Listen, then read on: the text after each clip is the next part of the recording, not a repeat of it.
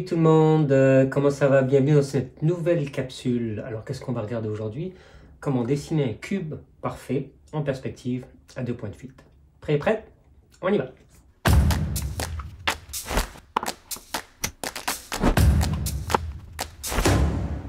Alors pour dessiner un cube parfait en perspective, il faut d'abord trouver le point station point en anglais, ou le point d'observation, l'endroit où se trouvent les pieds de l'observateur ou de l'observatrice. Alors comment ça fonctionne?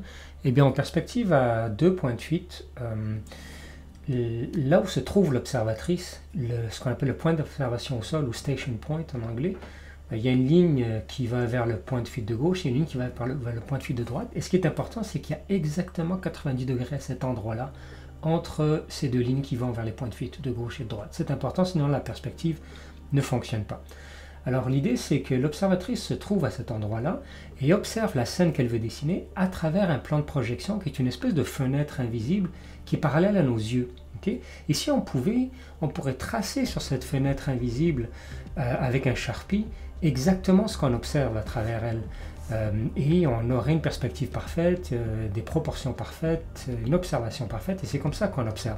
Mais on ne peut pas le faire avec un papier, donc le plus proche qu'on peut faire, c'est s'imaginer avec notre crayon, quand on prend des mesures, qu'il y a ce plan de projection. Donc c'est important que le crayon reste bien parallèle à ce plan de projection, il ne peut pas sortir dans la profondeur. Et puis on rapporte ce qu'on observe avec ce crayon-là vers notre papier qui est le plus proche de nous et qui est le plus parallèle à ce plan de projection, et on rapporte ce qu'on dessine. Mais il y a des peintres par exemple qui peignaient directement de la vitre pour avoir des proportions parfaites. La Camera Obscura fait ça. Okay? C'est très important de trouver ce point-là parce qu'à ce point-là, les lois de la perspective disent qu'il y a 90 degrés entre la ligne de perspective vers le point de fuite de gauche et la ligne de perspective vers le point de fuite de droite. Okay? Il y a 90 degrés là-dessus. Sinon, les lois de la perspective, elles ne fonctionnent pas. Okay? La perspective linéaire. Donc, on va utiliser un grand équerre. Ça peut être une équerre à 45 degrés ou une équerre à 30-60. 90, donc, ici. Okay? Et puis, donc vous êtes d'accord avec moi que partout où je mets ce point-là, il y a 90 degrés. Vous êtes d'accord ici? Okay? Et puis, ces deux lignes-là vont m'indiquer où est-ce que la ligne d'horizon se trouve. Donc, admettons, je vais faire ça comme ça. Okay? Je vais tracer une ligne comme ça ici. Okay. Et une autre ligne comme ça. D'accord? Et je vais décider que ma ligne d'horizon est ici.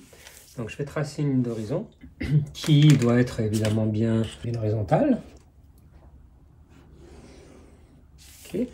Donc ici maintenant j'ai le point de fuite de gauche. Ici j'ai le point de fuite de droite.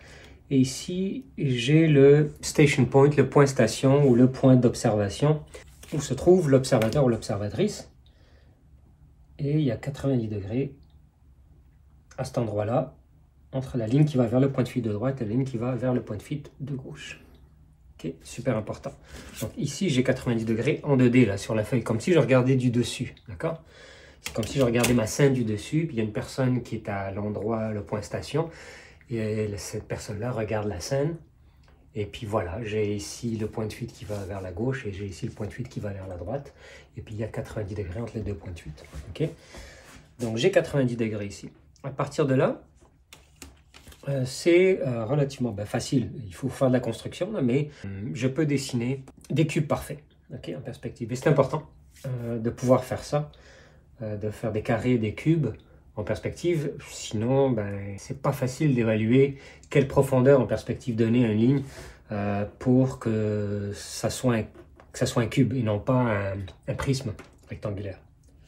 Ok, donc cette distance maintenant, okay, qu'on a ici entre le PFG, donc le point de fuite de gauche, et le point station, je vais la rapporter avec un compas ou avec une règle. Je vais la rapporter sur la ligne d'horizon, ici, là voilà. Ok. Et ça, je vais appeler ça, c'est la distance X, c'est cette distance ici que je rapporte sur la ligne d'horizon. Ça va être un point de projection. Ici, je vais l'appeler le point de projection de l'axe des X, parce que moi, j'aime bien dire que l'axe des X, c'est l'axe qui va vers le point de fuite de gauche. l'axe des Z, c'est celui qui va vers le haut. Et l'axe des Y, c'est celui qui va vers le point de fuite de droite. Okay? Et donc, je fais la même chose. Et là, mon compas n'est pas assez grand pour celui du point de fuite de droite. Mais je ne suis pas obligé. Je peux en choisir un des deux. OK. Alors maintenant, je vais commencer à dessiner arbitrairement un des côtés de mon cube. D'accord? Donc, un des carrés, si on veut. Et la première ligne, elle est arbitraire. Il y a une ligne également que je dois trouver. C'est l'angle de 45 degrés, qu'on appelle le point de fuite à 45. Donc, pour ça, vous utilisez une équerre à 45 que vous mettez au station point. Donc, vous êtes d'accord que c'est 90 degrés ici. Donc, au point d'observation. Et ce point-là, le point 0 ici, ça va être la ligne à 45. Donc, je vais la tracer. Ça, c'est ma ligne à 45 et on l'appelle des fois le point de fuite 45 degrés. Mais ce n'est pas tout à fait un point de fuite. Moi, je l'aime bien l'appeler le point de projection à 45 degrés. Okay, on va en avoir besoin de ça. Donc ça, c'est le point de projection 45 degrés. D'accord? Donc maintenant, je vais tracer le premier coin de mon cube. Il peut être n'importe où. Okay. Le premier coin. Il est n'importe où. Alors le voilà. Voilà mon coin. Ok. Voilà le premier coin ici. Maintenant, cette distance-là, elle est arbitraire, ou celle-ci. Ok. Elle est arbitraire, je la choisis. Donc, je vais dire, tiens, mon cube, j'aimerais qu'il vienne jusque-là. Ok. Donc ça, c'est arbitraire. Ok. Donc maintenant, j'ai un point ici de mon cube, j'ai cette distance. Je n'ai pas celle-ci, ok? Le cube, la base du cube, d'accord, au sol. Comment je peux trouver cette distance ici? Eh bien, ce que je peux faire, c'est projeter. Si j'ai pu projeter un point ici vers le point de projection 45 degrés, je peux prendre ce point-là et l'amener vers ce même point de projection 45 degrés. Je suis en train de faire quelque chose de similaire à ça, mais ici, je ne suis pas au point station. Je ne suis pas au point d'observation. Je suis un peu plus loin dans la scène, un peu plus proche de la ligne d'horizon. Mais c'est quand même, la projection 45 degrés va quand même fonctionner. Et j'ai ce point-là maintenant. Et ce point-là, je peux utiliser mon point de fuite de gauche, faire passer une ligne qui passe par ce point, et qui va aller jusqu'à l'autre côté. Okay. Et j'ai maintenant la base parfaite de mon cube. Okay. Donc ça, je sais que c'est un carré. Okay. Maintenant, je vais faire le cube. Donc je dois trouver la hauteur. Comment trouver la hauteur? Eh bien, le point de projection X, je vais m'en servir justement. Okay. Et ce que je vais faire, c'est que je vais tracer d'abord une ligne bien horizontale, parallèle à la ligne d'horizon, ici. À partir de ce point-là, vers la gauche. Donc une ligne bien parallèle à la ligne d'horizon. Je l'amène vers la gauche, comme ça. D'accord? Plus loin encore. Voilà. Maintenant, je vais me tracer une ligne qui part du point de projection X, qui était cette grande ligne-là qui part du point de fuite de gauche jusqu'au point station, que j'ai ramené ici. Okay? Et je vais la faire passer par ce point-là. Okay? Et vous allez voir que ce qu'on vient de créer, c'est exactement les constructions de l'idée de diviser des lignes ou de les mesurer. Vous savez, les lignes de mesure et division des lignes qu'on a fait dans une autre capsule. Et donc, je trouve ce point-ci. Okay? Effectivement, ce que je viens de faire, c'est de prendre cette distance et de la sortir de sa perspective. Donc, il y a une analogie. Cette distance, elle est analogue à celle-ci, mais celle-ci, elle n'est pas en perspective. D'accord? Et justement, en perspective à deux points de fuite, ce n'est pas déformé, la hauteur. Vous êtes d'accord? L'axe des Z n'est pas déformé. Et il va correspondre exactement à cette longueur ici. Donc, je vais prendre mon compas. Je vais tracer une ligne bien verticale à partir de ce point, sur lequel va se trouver la hauteur. Et puis, avec mon compas, je vais trouver cette distance. Donc, et cette distance, je la rapporte sur ma ligne verticale. D'accord? Et voilà, je viens de trouver la hauteur de mon cube. Et à partir de là, c'est trivial, relativement trivial, de faire le cube au complet. Okay. Donc cette hauteur-là correspond à cette profondeur en perspective, puis elle va correspondre à une certaine profondeur, celle-ci, en perspective également. Okay. Alors, je vais tracer maintenant mon cube. Puis on va le vérifier après que ça fonctionne, d'accord? Voilà le début de mon cube. Maintenant, je vais tracer des guides pour ces lignes-là ici. À partir du haut, on est au-dessus de la ligne d'horizon, donc du coup, on va descendre vers la ligne d'horizon. La convergence va se faire en descendant. Voilà. Et ici, j'ai une ligne bien verticale qui part de ce point-là et qui va jusqu'en haut. La même chose ici.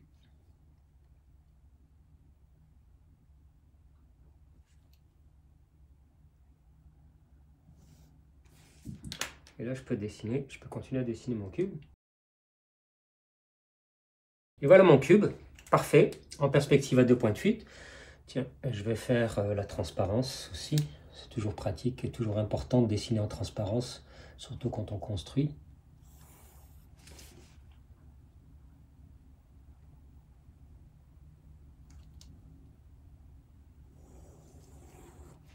Donc, j'ai une ligne qui part d'ici, parfaitement. Je vais la faire en pointillé.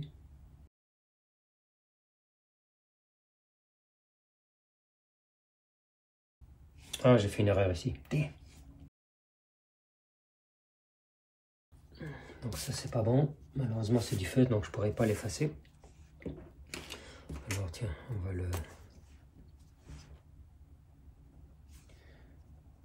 on va ignorer ça, d'accord? Donc voilà mon cube. Et je sais que c'est un cube à cause de la construction que je viens de faire. Okay? Et c'est très pratique parce que justement, par exemple, quand on veut diviser une roue en perspective, en rayon, ben une roue, c'est d'abord un cercle. Okay? Et une erreur qu'on fait souvent en perspective, c'est qu'on commence à construire, par exemple, le rectangle en perspective dans lequel va s'inscrire l'ellipse de la roue. Mais ce rectangle-là, il ne vient pas d'un carré quand on le ramène dans sa non-perspective. Donc voilà, j'ai mon cube parfait. J'ai besoin de trouver le point station, le point où se trouvent les pieds de l'observateur. C'est à 90 degrés. De là, je détermine mes points de fuite sur la ligne d'horizon. Évidemment, ça peut changer. Ça va changer le point d'observation, justement. Okay, je peux l'avoir n'importe où. Regardez, si je le mets ici. Okay, je peux l'avoir comme ça, mais je peux l'avoir comme ça ici. Okay, je peux l'avoir plus bas, je peux l'avoir plus haut. Okay, c'est arbitraire. C'est une question de décision. Où est-ce que je mets mon point d'observation? Et puis ensuite, je dois trouver le point de projection à 45 degrés, ici. Parce que je peux m'en servir pour trouver n'importe quelle base au sol. En reproduisant cette technique ici, n'importe quelle base au sol, la ligne de 45 degrés va aller vers le point de projection à 45. Okay, et donc, je peux trouver facilement un carré. Et voilà, vous venez de voir comment créer une grille au sol, okay, de cube parfait, avec le point de projection 45 degrés. Et puis, pour après ça déterminer la hauteur du cube, ce qu'il faut faire, c'est utiliser la longueur entre un des points de fuite, soit celui de gauche, soit celui de droite, le rapporter sur la ligne d'horizon et s'en servir pour créer une ligne de mesure. Okay, et donc, ce que je disais tout à l'heure, c'est que je voulais vérifier si ça fonctionne. Donc, je vais le faire de l'autre côté. Okay, je vais prendre ma mesure entre le point de fuite de droite et le point station, c'est 23. Et donc le 23, je vais le rapporter ici. Okay, donc je rapporte mon point ici. Et ça, c'est le point de projection Y, d'accord, de l'axe des Y. Okay, maintenant, si je prends ce point de projection de l'axe des Y, et que je le projette sur une ligne que je vais continuer, donc la ligne de mesure ici, je vais la continuer de l'autre côté, bien horizontale. Et puis si je projette maintenant une ligne en mauve entre le point de projection Y et ce coin-là, le coin totalement à droite, okay, je la projette sur cette ligne-là, cette distance devrait être la même que celle-ci et elle devrait correspondre à cette distance, c'est analogue. Okay, donc vérifions, est-ce que cette distance est la même? Ici elle fait 8 et ici elle fait 8. Donc ça fonctionne. Donc j'aurais pu utiliser ce côté-là pour trouver la hauteur du cube. Est-ce que ça va? Donc on vient de faire l'inverse de l'exercice, vous savez, où on essaie de diviser cette ligne en un nombre égal. Okay, on trace une ligne ici arbitraire, on trouve sa longueur, et puis on trouve le point de projection. Okay, mais ici, les points de projection ne sont pas arbitraires. La distance des points de projection ici, Y et X, dépend de la longueur entre le point de fuite et le point station. Ça va? Donc voilà, vous allez faire maintenant un cube parfait en perspective à 2 points de fuite. Allez, paix et guérison.